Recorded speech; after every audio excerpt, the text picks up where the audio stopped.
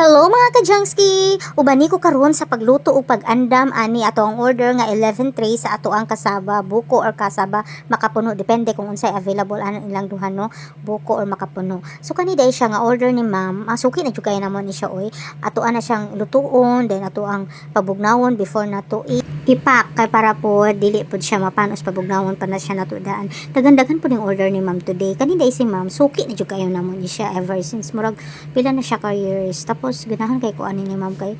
dili bisag daghan bitaw siya order no, dili siya mga discount, siya muhangyo usay ako na lang muhatag og discount sa iya, usay pakapina na lang pud nako siya kay syempre sa inana nga way murag nagpasalamat pud ko sa ato ang mga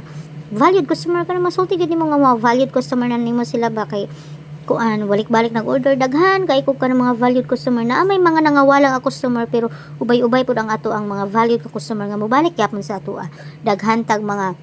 bagong customer mga gi-recommend sa ato mga kaila rapod sa kaila so kaning murag kaning gi-advertise nila kay nakatilaw sila ina na daghan kog mga inana nga nag-recommend ra so kamo basta magsugod gani imong negosyo ay mo kahadlok kaysa sinugdanan lang na siya lisod so sabayan niyo sa pag-ampo ug sa pagkugi makabot ra gyud ninyo ang inyong mga gipangandoy nga financial freedom dapat gyud multiple lang ato ang source of income dili ta maggastador kung pwede ang mga kaning importante ang ato ang gamitonon nga gastuhonon pero dili po nato kalimtan nga maghappy-happy pud panalagsa para sa ato ang mental health ug ang pinaka-importante sa tanan ay pud kalimot og support sa ako kay para di pud masayang ako ang effort. Salamat kaayo sa mga customers namo ug sa mga nagtanaw ani nga video. Follow, like and share only from Jung's Kitchen.